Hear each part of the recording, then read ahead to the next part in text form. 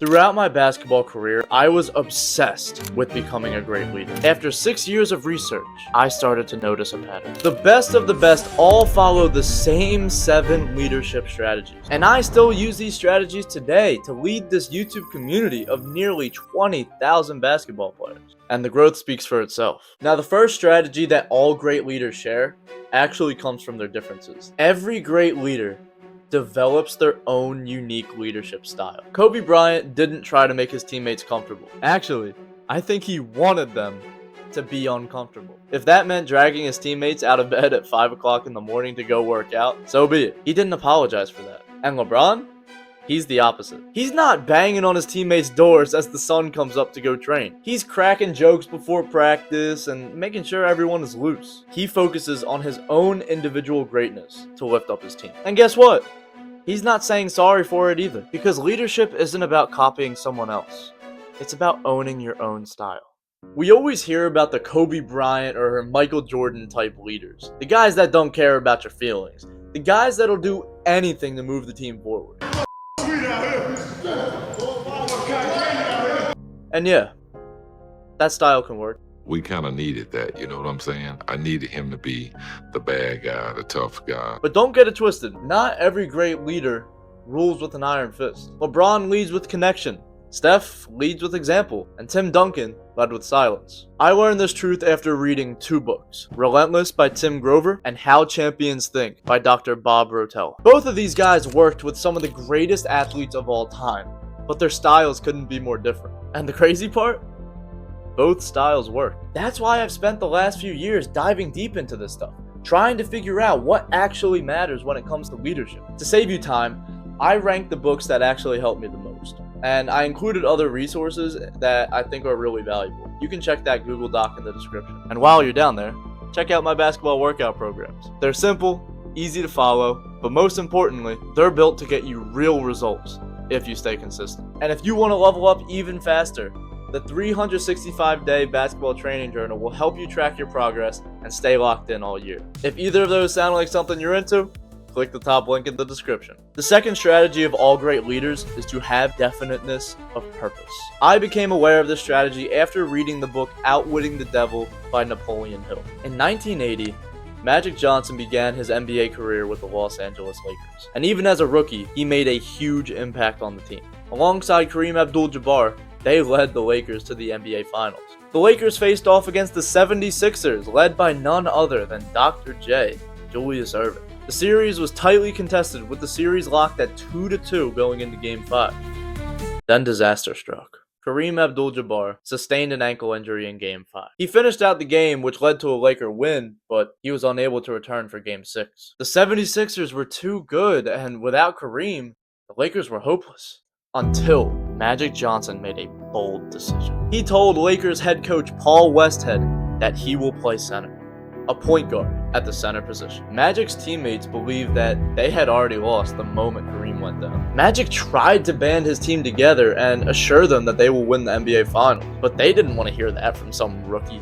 Game 6. Magic forced that statement into reality. He played nearly every position on the court and willed his team to victory. The final score was 123 to 107. Magic Johnson finished the game scoring 42 points, grabbing 15 rebounds, and dishing out 7 assists. Magic's exceptional performance earned him the NBA Finals MVP award, making him the only rookie in NBA history to receive the honor.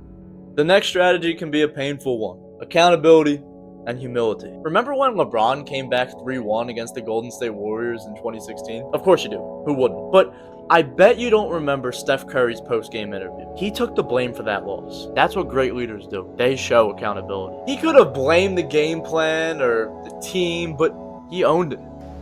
Yes, Steph, Dave Lewis, KCBS San Francisco. Fourth quarter, I know, a tough time for you. What did they do to make things so difficult for you to score down the stretch?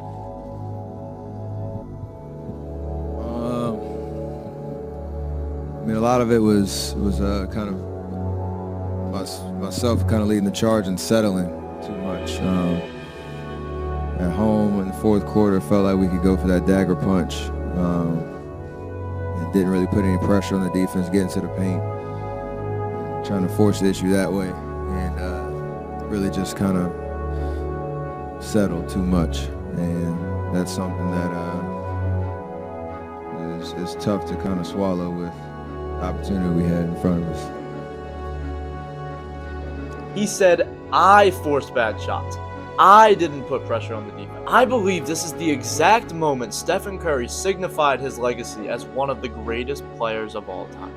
Then what came after that adversity confirmed it. The greatest example of accountability and humility comes from the Bible. One of Jesus' teaching moments that cut me deep the sharpest was this right here. If anyone would be first, he must be last and servant of all. It aligns perfectly with the verse, for whoever exalts himself will be humbled, and whoever humbles himself will be exalted. The next strategy all great leaders use is highlighting the WIIFM. What's in it for me? Every great leader has a vision. The vision doesn't just motivate the leader though. It motivates everyone, from the players all the way down to the coaching staff. Take Michael Jordan for example. Michael Jordan's actions spoke louder than any other speech. He hit the weight room when few players did, and that inspired his teammates to follow. Michael Jordan would have never been able to get his teammates to work as hard as they did without a common goal. Whenever you try to motivate your teammates, remember this quote from the book Influence by Robert B. Cialdini. People simply like to have reasons for what they do. If you can give an adequate reason for somebody to do something, you are halfway to convincing them to actually do it. The reason for working hard and lifting weights for the Bulls was to beat the bad boy Pistons and to stop getting embarrassed. The WIIFM, the what's in it for me, you get a championship ring, money, fame, and you build a legacy for yourself. The fifth leadership strategy is expect the best and get it. LeBron James was the most hyped prospect since Michael Jordan coming out of high school. And unlike the rest of the MJ comparisons, he rose above the hype and went even further than most people thought. How could he handle that type of pressure as a 19 to 20-year-old kid playing in the NBA? Listen carefully to the certainty in his words. LeBron, how much pressure do you have to perform from day one? I mean, you got this $90 million shoe deal. How much pressure do you have? There's no pressure. There's no pressure at all. I've been getting pressure since I was 10 years old. I don't think there's no pressure for me because I'm doing something that I love to do. And that's play the game of basketball. I'm doing the same thing that y'all love to do, and that's y'all like to watch me play basketball. If I ask y'all that question, y'all gonna say the same thing. I mean, is there any pressure to ask me these questions? There's no pressure because y'all know how to do what y'all do, right? He took the advice from the book The Power of Positive Thinking by Norman Vincent Peale without even realizing it. Quote, people are defeated in life not because of lack of ability, but for lack of wholeheartedness. LeBron James certainly had the ability. Then he formed an impenetrable mindset on top of that to create huge success for himself and his team. The next strategy is called forming a culture. It comes from the book How Will You Measure Your Life by Clayton Christensen. But more on that in a second. Let's talk about arguably the greatest basketball coach in history, Phil Jackson. If you can think of a harder team to manage than the Chicago Bulls in the 90s, I would be impressed. As a coach, you had to tell the greatest player in the world that he needed to pass the ball out of his own hands to run your triangle offense. You had to make sure Scottie Pippen wanted to play for you, despite getting paid pennies of what he is actually worth to your organization. And to add on even more, you had to deal with a player by the name of Dennis Rodman. In 1998, the Chicago Bulls were in the finals against the Utah Jazz when Rodman came to Phil Jackson with a request. He wanted a vacation. Phil Jackson decided to give him a vacation for 48 hours. And as the story goes, Rodman did not come back in 48 hours. Michael Jordan actually dragged him out of bed and took him to practice 72 hours into his prolonged vacation. But Phil Jackson knew that if he wanted to get the best out of Rodman, he needed to let him loose. Within the book, How Will You Measure Your Life, Christensen talks about, quote, this is the way our family behaves. When establishing the culture of a team, I believe the family culture is a great way to go. We don't try to tear each other down. We build each other up. That's what brothers do. That's how our family behaves. The seventh leadership strategy comes from a book that some of y'all may have been waiting for.